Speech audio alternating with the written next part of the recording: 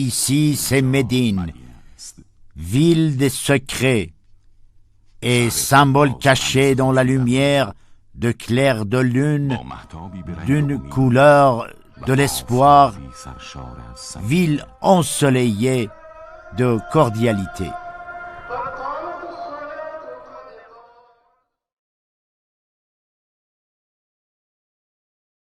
Ici, c'est Médine, ville d'amour, de la générosité des Ahl Bayt, les gens de la maison du prophète, de la bonté des hommes et des femmes. Ici, c'est Médine, la ville du prophète et de Fatima Zahra, la mère de la générosité, ville de la prospérité et de la bravoure. Ici, c'est Médine, ville de l'humanité, ville d'Abu Taleb et ses enfants.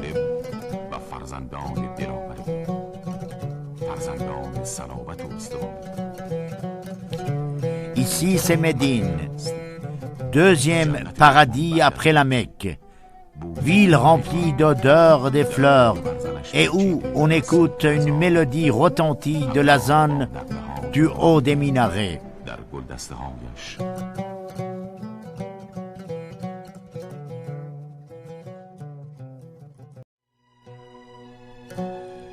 Ici, c'est Bari, lieu saint dans lequel on a enterré 4 imams purifiés, les femmes et les enfants du prophète de l'islam, un grand nombre de compagnons, des martyrs et des savants.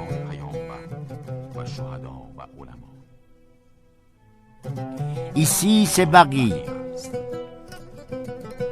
une place qui contenait une fois des arbres et plusieurs racines, et autrefois des sculptures étendues à terre, mais aujourd'hui.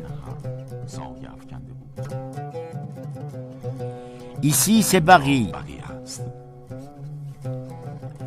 une place lumineuse et valeureuse située dans l'enceinte de Médine, le paradis, avec les visiteurs de la tombe du prophète.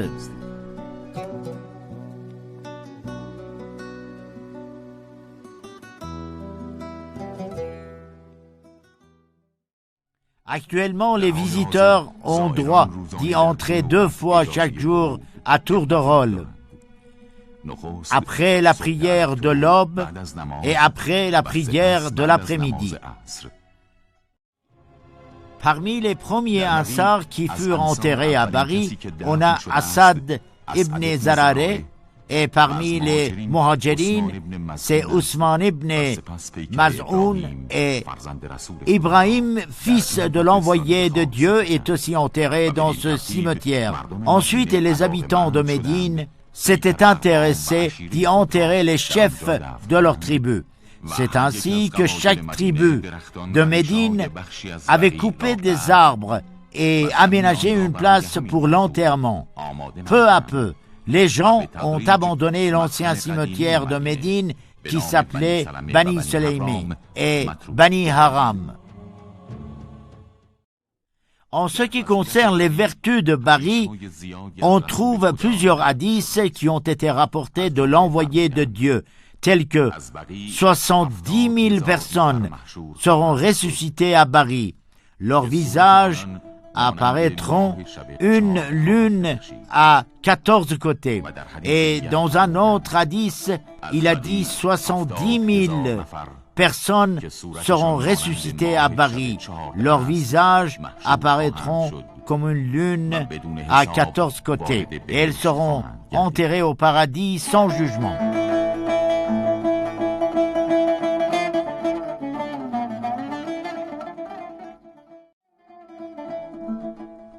L'histoire des tombes des imams montre que le cimetière de Bari était clôturé d'un mur et avait des serviteurs, des gardiens et des caisses.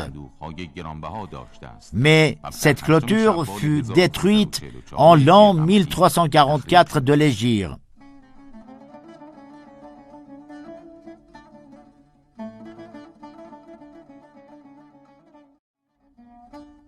14 siècles passés, l'état de Bari a changé complètement. Malgré cela, on peut toujours remarquer l'ordre et le nombre des tombes, comme il est mentionné dans les récits des historiens.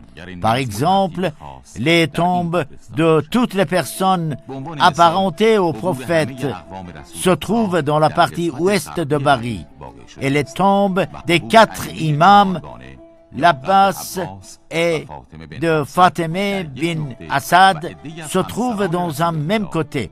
Celles d'un groupe des épouses de l'envoyé de Dieu sont dans une même place, et ses filles sont enterrées aussi dans un endroit précis. De même, suivant les écrits des historiens et chercheurs, on peut dire qu'il existait plusieurs maisons et ruelles à Bari.